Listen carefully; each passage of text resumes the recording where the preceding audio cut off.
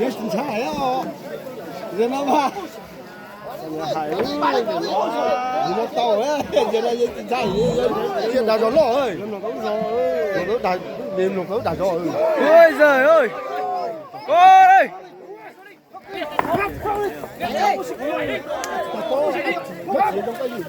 Ôi giời ơi, đẹp thế. Cô ơi. Mình thấy có quay phát có quay thêm có tròn đao này quả đúng rồi á. Mất thì từ nhà mình từ khách mình là Đúng rồi, nói đi, từ chị đây.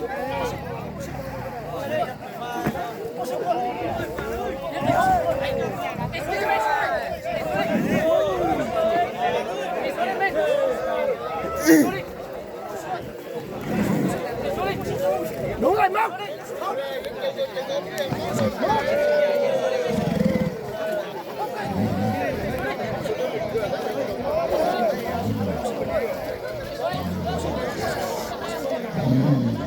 tổ chức rồi này. Ôi giời, được. Đúng rồi. Mau đây. Mau đây.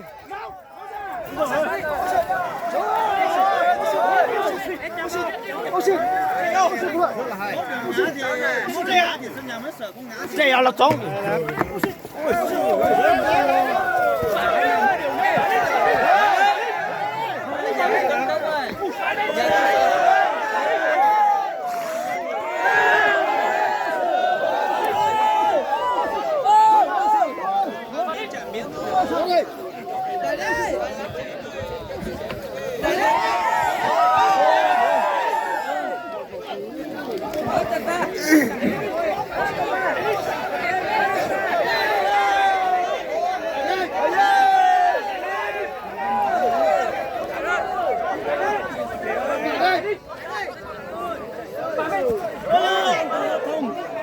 Hóa như thế là thích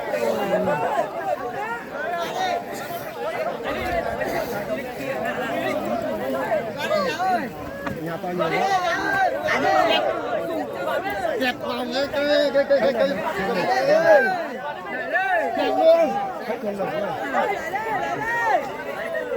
Tại đây.